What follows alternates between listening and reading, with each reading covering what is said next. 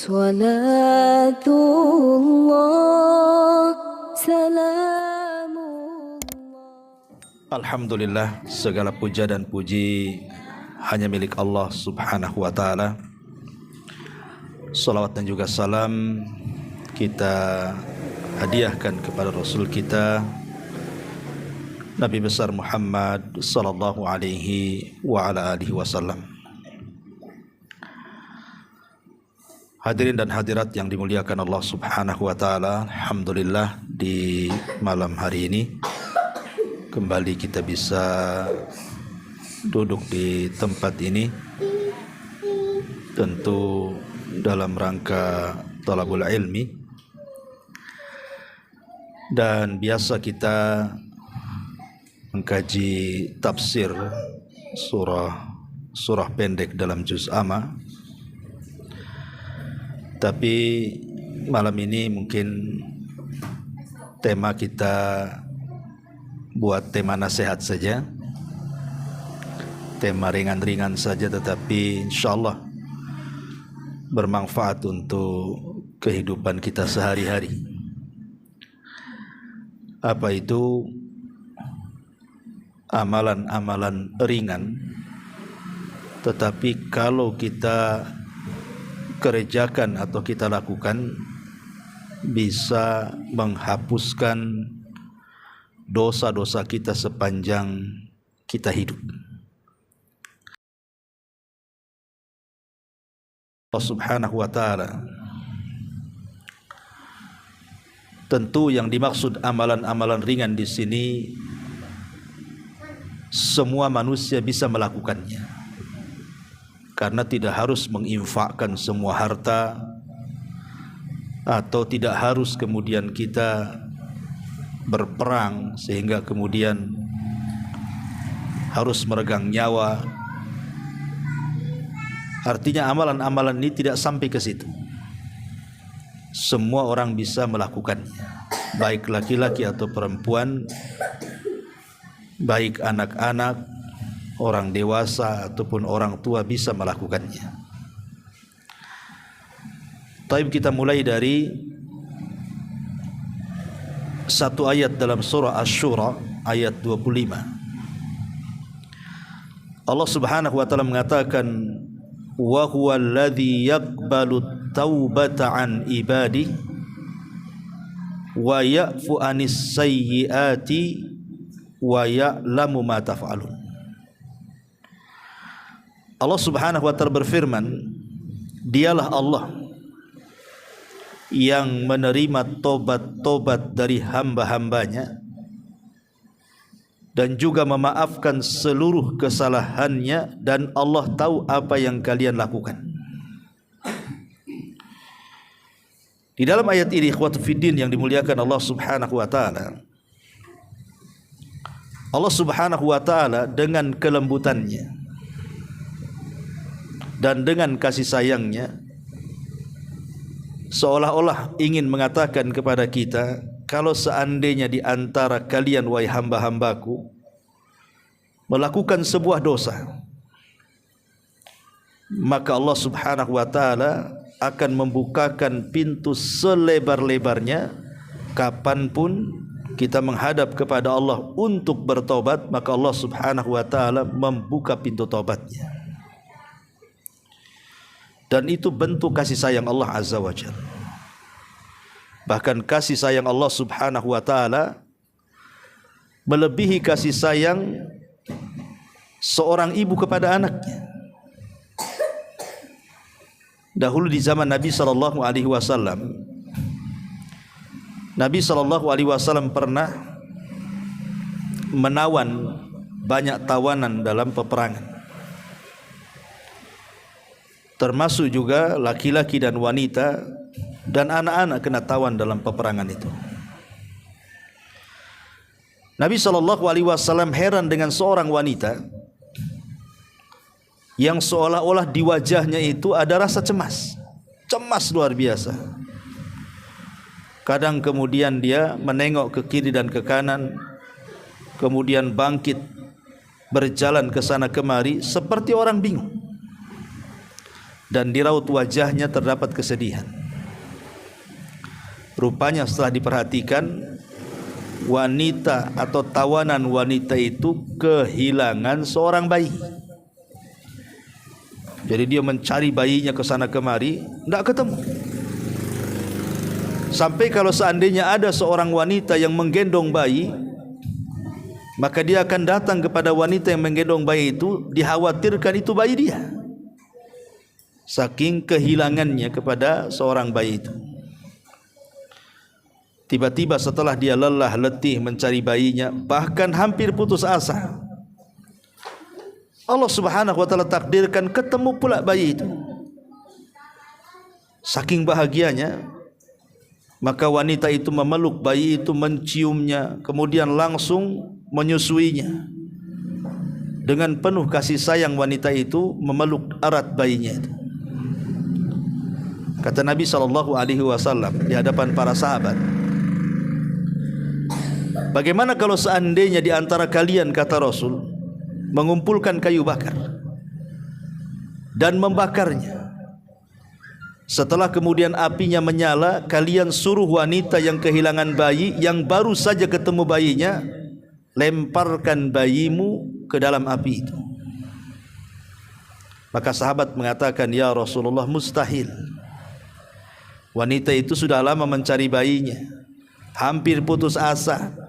Setelah ketemu bayinya, tiba-tiba disuruhnya pula melempar bayi itu ke dalam api. Mustahil, tidak mungkin mau seorang ibu melemparkan bayinya ke dalam api, kata sahabat.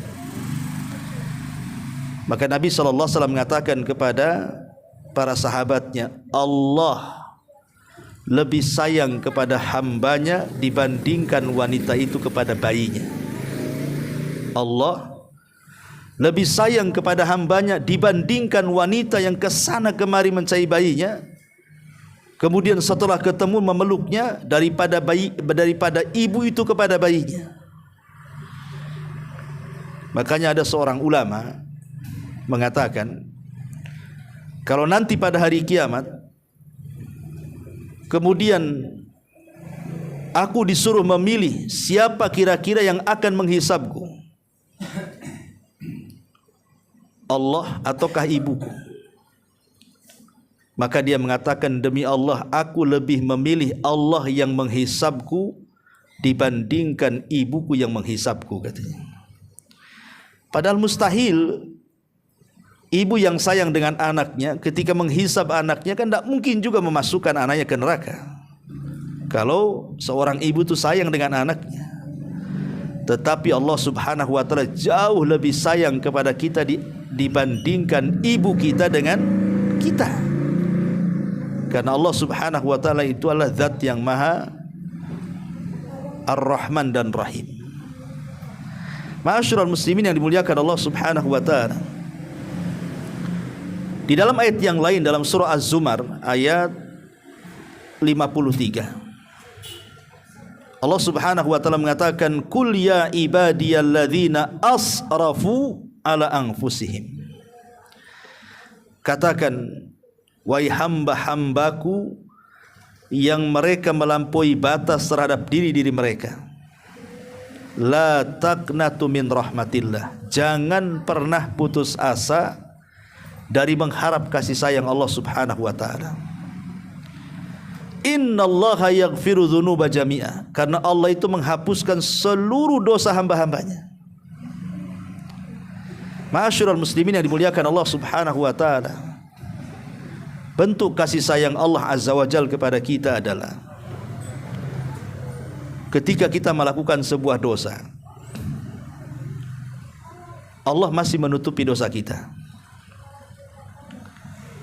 Kalau Allah Subhanahu wa taala mau membongkar dosa kita atau aib kita, tidak ada orang yang selamat, ikhwan.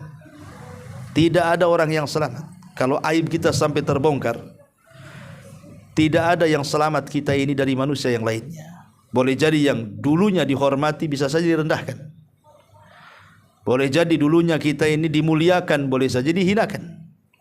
Atau mungkin dulunya orang mau bicara dengan kita, boleh juga meninggalkan kita kalau sampai aib kita ditampakkan Allah kepada orang lain. Siapa di antara kita yang tidak punya aib? Semua kita itu punya aib. Saya, Anda, siapapun. Boleh jadi kalau antum tahu aib saya, enggak mungkin antum undang saya ke sini untuk ngaji. Saya dimuliakan antum dan diundang ke sini itu karena Allah masih menutup aib saya saja. Seperti Imam Ahmad ibn Hanbal ketika datang murid-muridnya sibuk mau membawakan barang-barangnya. Apa kata Imam Ahmad? Kalian menghormatiku itu karena kalian belum tahu dosaku, katanya. Kalau kalian tahu dosaku, tidak ada yang akan mengangkatkan barangku. Justru kalian akan meletakkan pasir di atas kepalaku, katanya. Artinya ketika Allah subhanahu wa ta'ala menutupi aib-aib kita, itu bentuk sayang Allah kepada kita. Dan telak pada hari kiamat, kalau kita memang ditakdirkan Allah subhanahu wa ta'ala mendapatkan hisab yang mudah, apa kata Allah? Allah mengatakan satartuka fid dunya wa ghafartu lakal yaum. Dulu di dunia, kata Allah, kututupi aibmu. Sekarang di akhirat ku ampuni dosamu. Nikmat mana lagi, kawan? Di dunia ditutup aibnya, di akhirat pula diampuni dosanya. Tidak ada nikmat yang lebih nikmat dibandingkan kita ditutup aib dan diampuni dosanya, kan? Ma'asyiral muslimin yang dimuliakan Allah Azza wa Jalla, karena Allah itu kalau sudah mengampuni kita, maka Allah pasti akan menghilangkan pengaruh-pengaruh dosanya, sehingga kita betul-betul menghadap Allah itu tanpa dosa. Lah ada amalan-amalan yang ringan, seringan-ringannya, semua orang bisa melakukannya, tapi pengaruhnya luar biasa di dalam menggempur dosa. Apa saja itu amalan-amalan ringan?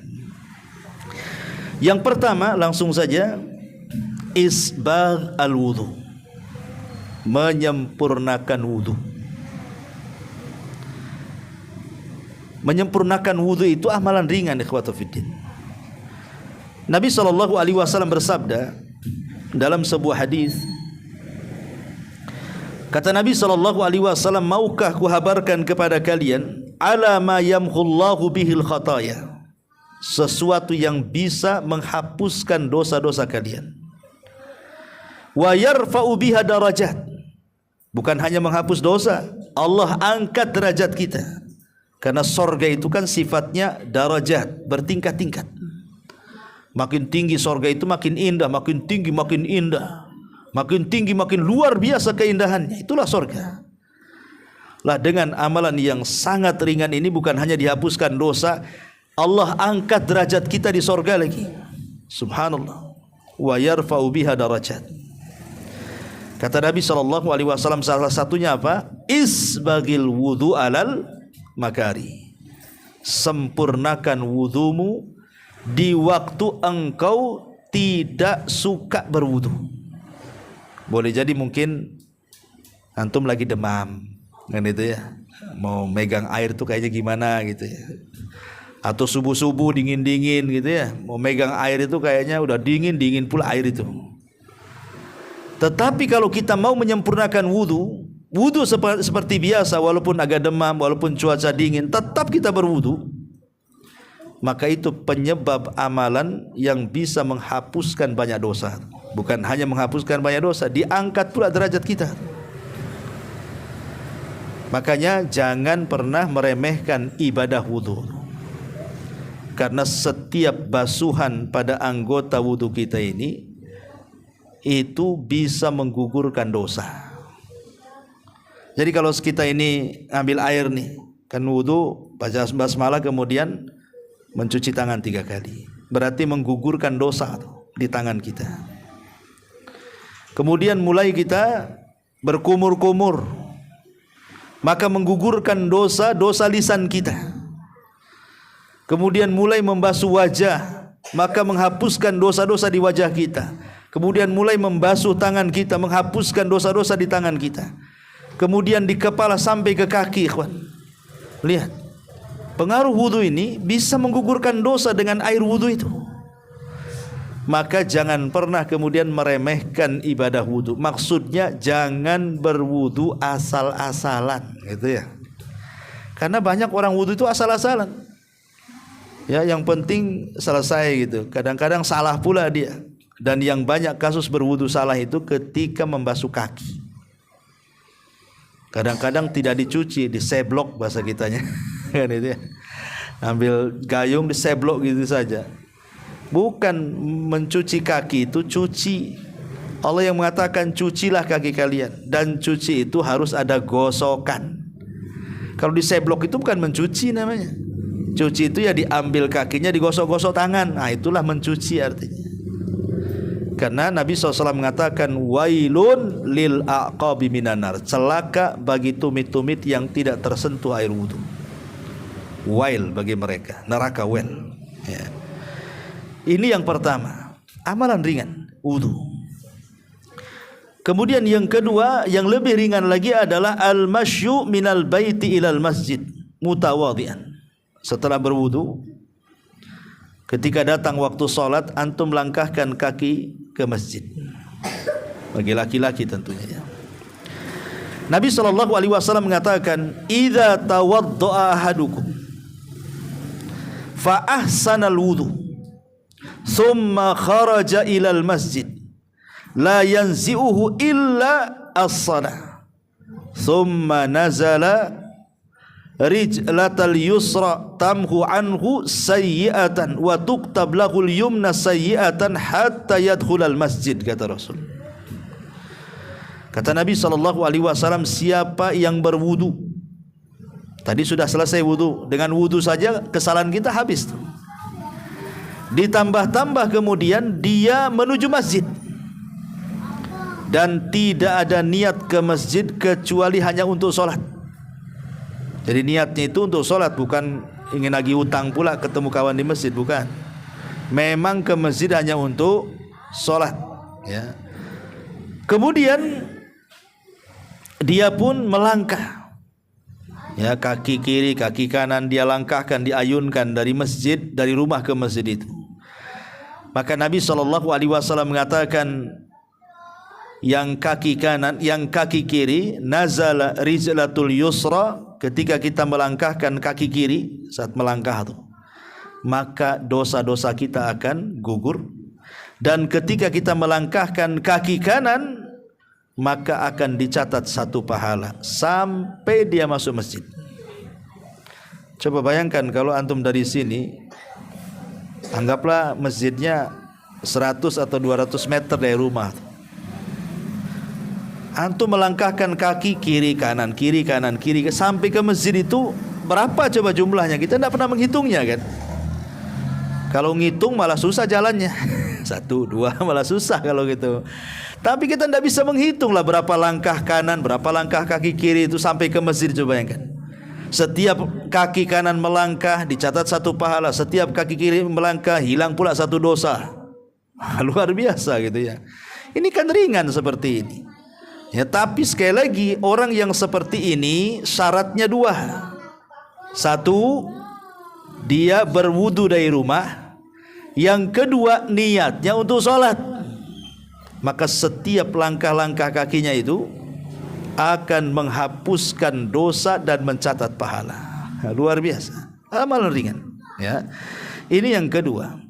Yang ketiga, antum dah sampai masjid. Ya, dah sampai masjid nih. Dengar suara azan. Nabi SAW mengatakan, setelah kemudian antum mendengar suara azan, tentu kan ketika muadzin berkumandangkan azan kan antum jawab tuh. Muadzin mengatakan Allahu Akbar, kita katakan Allahu Akbar. Muadzin mengatakan asyhadu alla ilaha illallah, kita katakan asyhadu alla ilaha, kecuali hayya alatain, kecuali hayya ala shalah dan hayya alal falah, kita jangan ikuti, tapi kita baca la haula wala quwata illa billah.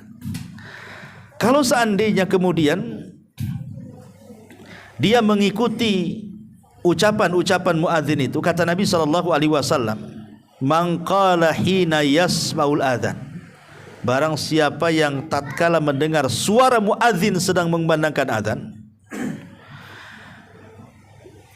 mengucapkan apa yang diucapkan muadzin, kemudian setelah selesai adzan nih, selesai adzan, antum kan baca salawat di situ.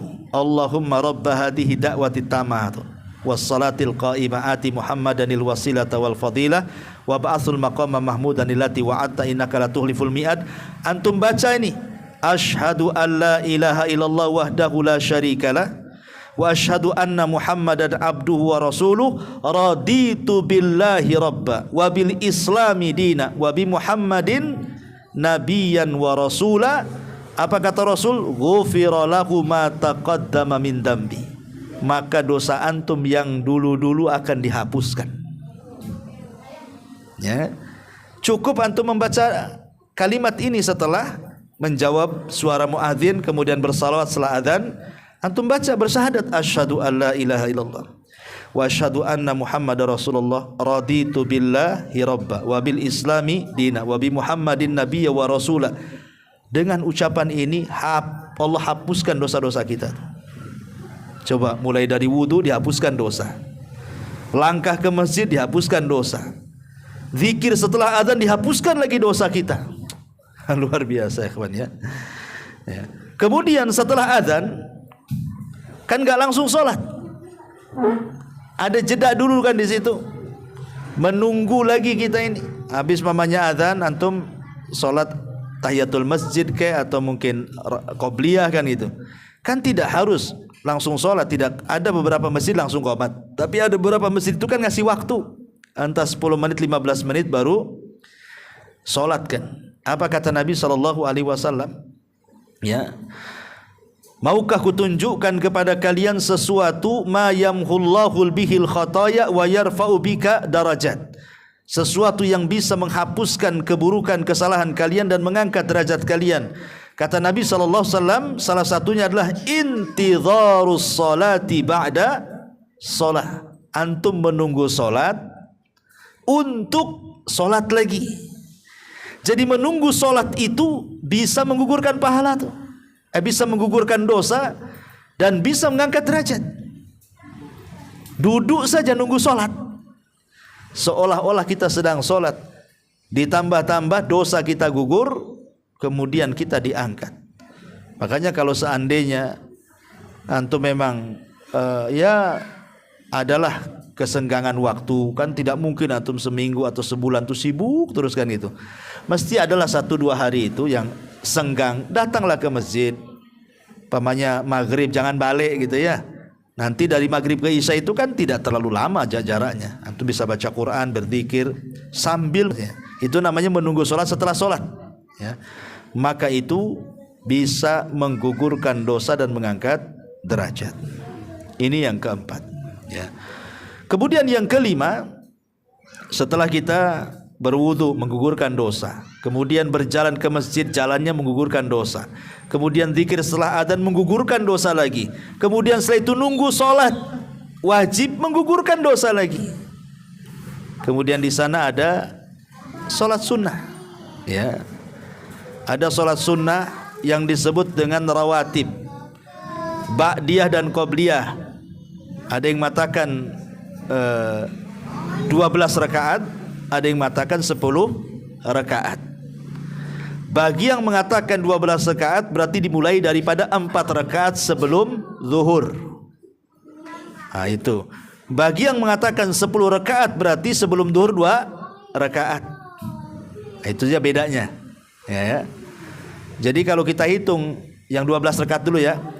4 rakaat sebelum zuhur itu sudah 4 rakaat. Kemudian 2 rakaat setelahnya dan 6 gitu ya.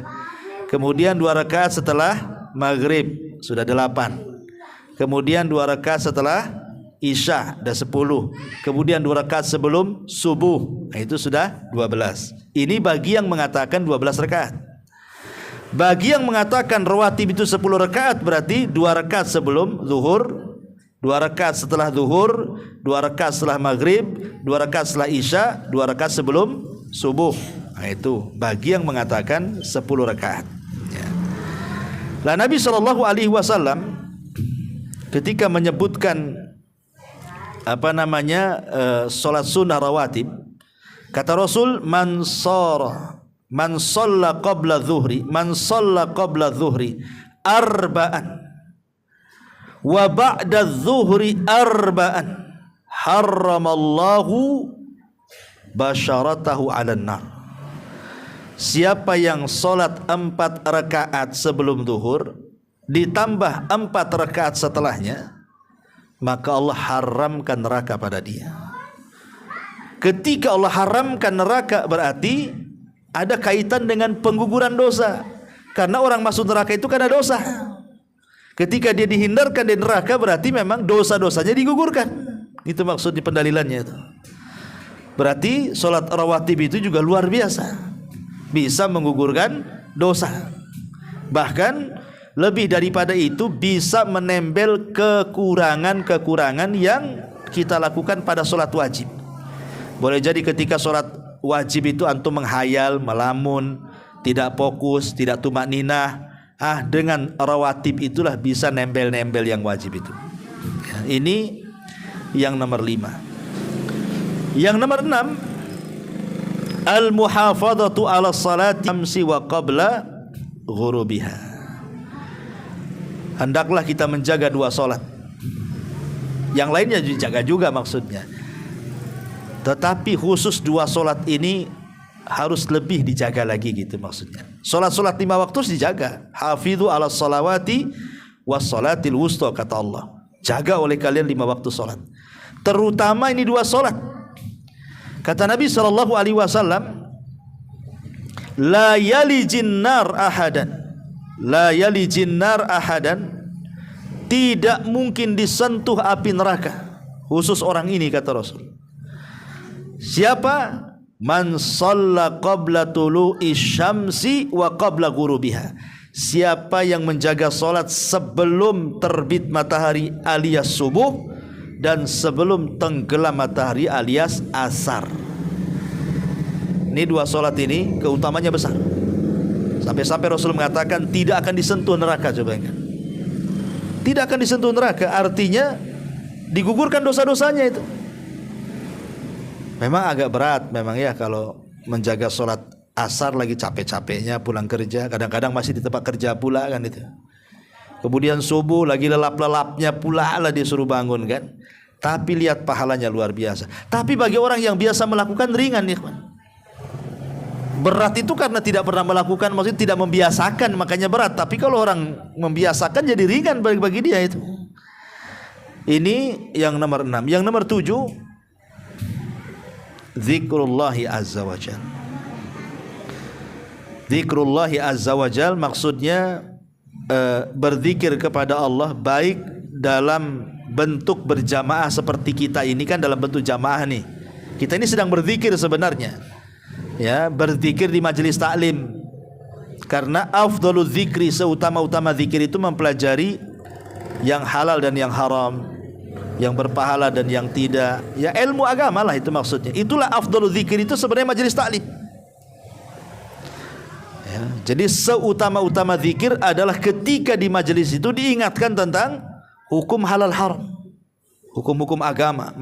Majelis ilmu itu seafdal-afdalnya zikir itu.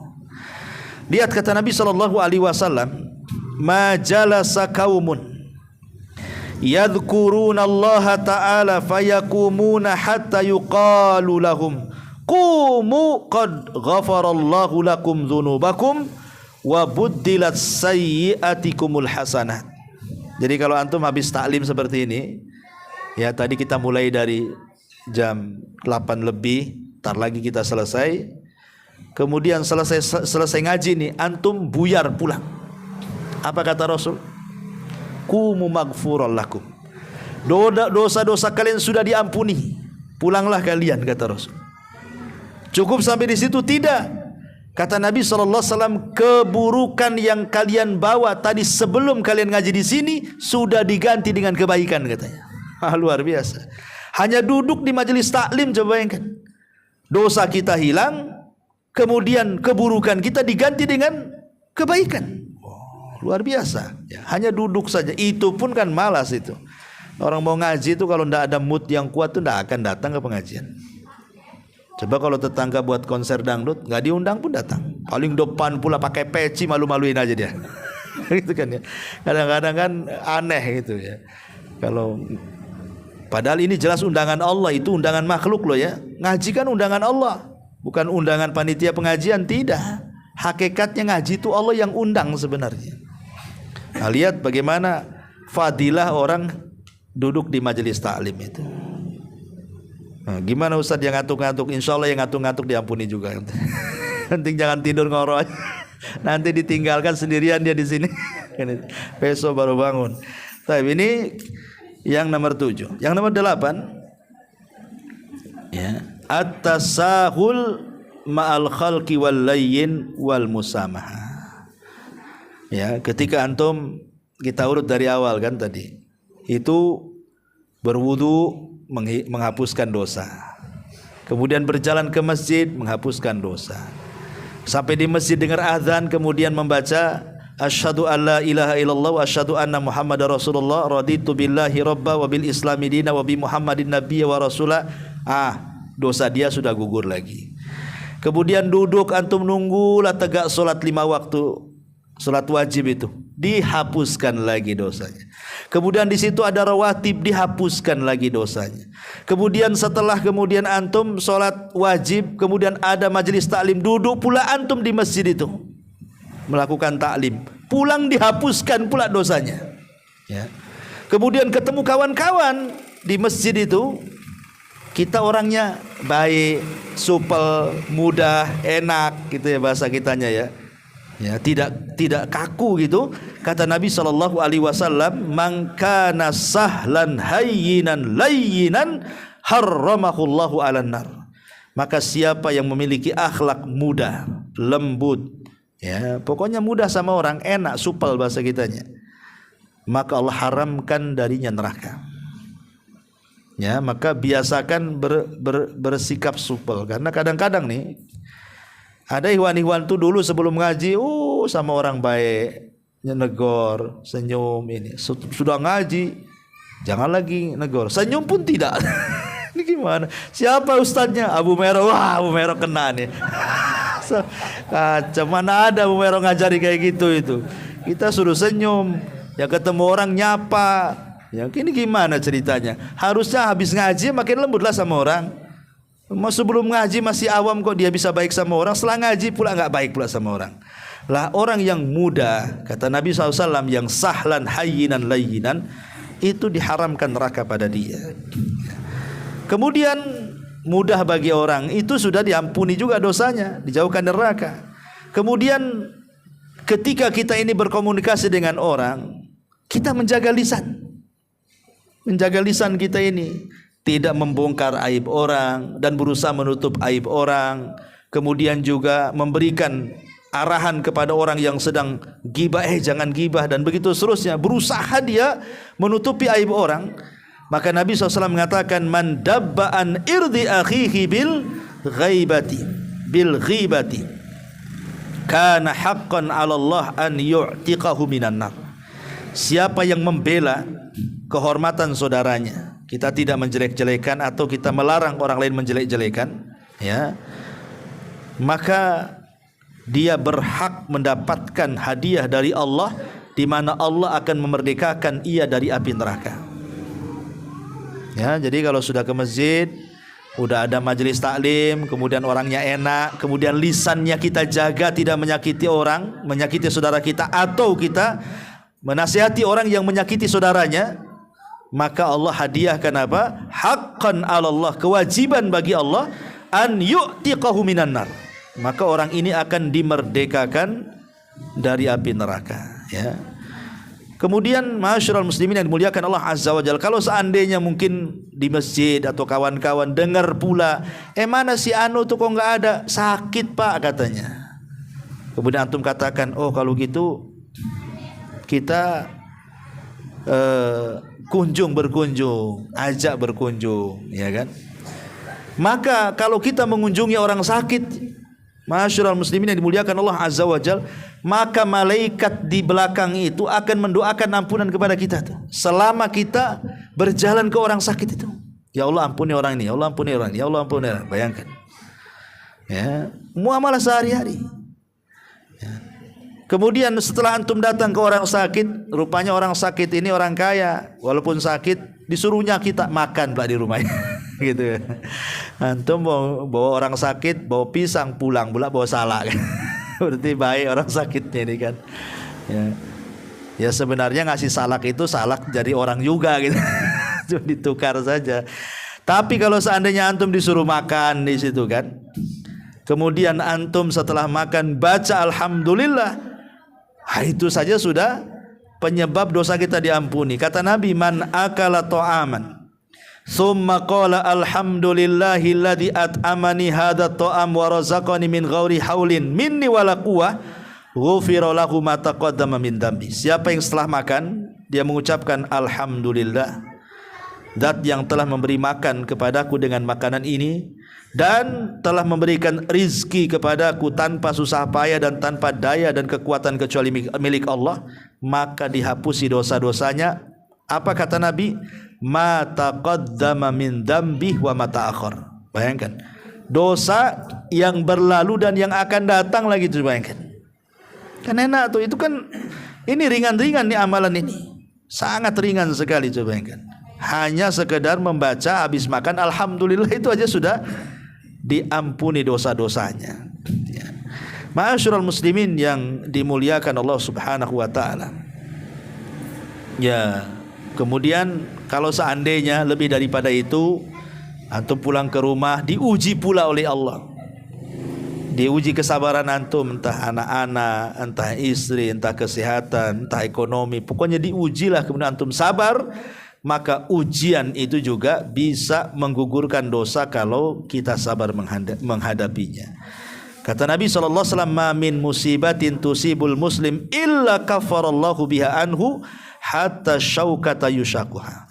Kata Nabi SAW, tidaklah seorang muslim ditimpa musibah kecuali Allah akan hapuskan kesalahannya sampai pun duri yang menancap di kaki. Antum dari masjid nih ke rumah kena paku pula kan itu. Sikit padahal kan pakunya. Ya, tapi antum tidak mengatakan aduh, bismillah. Jadi antum kalau umpamanya kena paku, jangan bilang aduh, bismillah gitu maksudnya. Karena ada seorang sahabat namanya Thalhah bin Ubaidillah, ketika perang terkena sabetan pedang. Ya manusiawi lah, sakit paling apalagi kalau nggak aduh kan itu ya, orang sakit kan aduh-aduhan kan itu ya. Dia bilang aduh pula, aduh sakit gitu ya. Kata Rasulullah SAW, ya Thalhah, kalau engkau mengganti kalimat aduh dengan kalimat bismillah tadi katanya, la rafa'atkal malaika, malaikat akan mengangkat kamu ke langit katanya. Ya, jadi biasakan kalau kita kena duri kaget, ya latahnya itu bismillah gitu maksudnya. Jangan kaget latahnya lain pula yang diucapkan. Itu kan ada orang yang kalau kaget latahnya macam-macam itu. Masya Allah, kadang-kadang ngomong enggak itu. Karena yang jorok-jorok pula dia ngomong tuh kalau dia latah. Ya minimal itu kalau memang mau yang ya tidak harus bismillah, umpamanya bahasa-bahasa yang di dalamnya itu ada zikrullah lah. Pokoknya kaget astagfirullah gitu maksudnya. Jangan kaget astaga naga, enggak, itu bukan. Enggak boleh ya, kan ada kaget astaga gitu. Astaga ini apa? Astagfirullah. Nah, boleh, itu kan ada zikirnya di situ ya. Subhanallah. Ya, yang penting dibiasakan kalau kaget-kaget itu pakai zikir lah. Jangan yang lain pula diucapkan ya. Inilah di antara amalan-amalan ringan ikhwatu fiddin yang keseharian kita mulai dari rumah loh ya. Dari rumah ke masjid, pulang lagi ke rumah, dosa kita sudah diampuni sepanjang hayat coba. Kalau itu antum lakukan terus-terusan sampai meninggal, tapak enggak husnul khotimah kita. Ya. Jadi jangan cerita amal-amalan berat lah. Yang ringan-ringan ini saja kadang-kadang kita ini tidak melakukannya. Apalagi kalau disodorkan yang berat kayak haji, umroh, jihad, mungkin pikir-pikir kita kan. Kalau yang ringan saja tidak bisa, mustahil antum bisa yang berat ya. Ya wallahu alam, masih ada waktu 10 menit kita bertanya jawab dulu ya. Silakan kalau ada yang mau bertanya. Iya. Waalaikumsalam. Mengenai sholat sunnah rawatib yang 4 rakaat sebelum zuhur dan 4 rakaat sesudah zuhur itu apakah dilaksanakan 4 sekaligus atau dua-dua atau gimana? Dua-dua. Ya, 2 rakaat salam, 2 rakaat salam. Tapi Nabi SAW melakukan 4 rakaat sebelum duhur atau setelah duhur 4 rakaat itu dilakukan di masjid. Tapi kalau antum dilakukan di rumah 2 rakaat saja. Jadi Rasul itu kalau Kalau sholat di masjid setelah duhur biasa 4 rakaat. Tapi kalau pulang 2 rakaat. Itu maksudnya. Jadi kalau antum sholat di masjid dia buatlah 2 rakaat salam gitu. Ya, wallahu a'lam. Dan Abdul 12 rakaat itu sebaiknya di rumah apa? Ya, yang paling afdol sholat sunnah itu di rumah.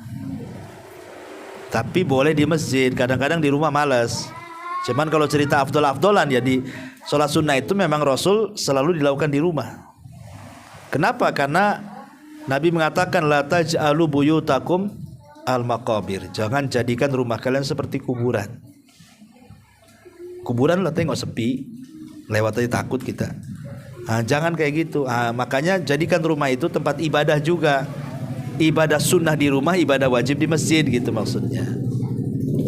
Ya walaupun makanya kenapa kemudian wanita-wanita di zaman Nabi SAW dianjurkan untuk lebih banyak ibadah di rumah. Untuk wabil khusus sholat gitu ya. Dan pahalanya sama. Ini laki-laki yang berjalan dari rumah ke masjid berjamaah dengan wanita yang sholat di rumah itu pahalanya sama. Nggak beda pahalanya. Yang didapati laki-laki juga akan didapati wanita yang sholat di rumah. Tapi kalau seandainya wanita ingin ke masjid ya nggak apa-apa. Mungkin karena habis sholat ada kajian. Kalau sholat di rumah tak dapat ngaji. Ambil maslahatnya. Ya nggak ada masalah. Makanya Rasul mengatakan la tamna'u ima Allah masajid Allah. Jangan kau larang wanita-wanita datang ke masjid. Biarkan mereka ke masjid. Tetapi setelah memenuhi unsur atau syarat-syarat gitu ya.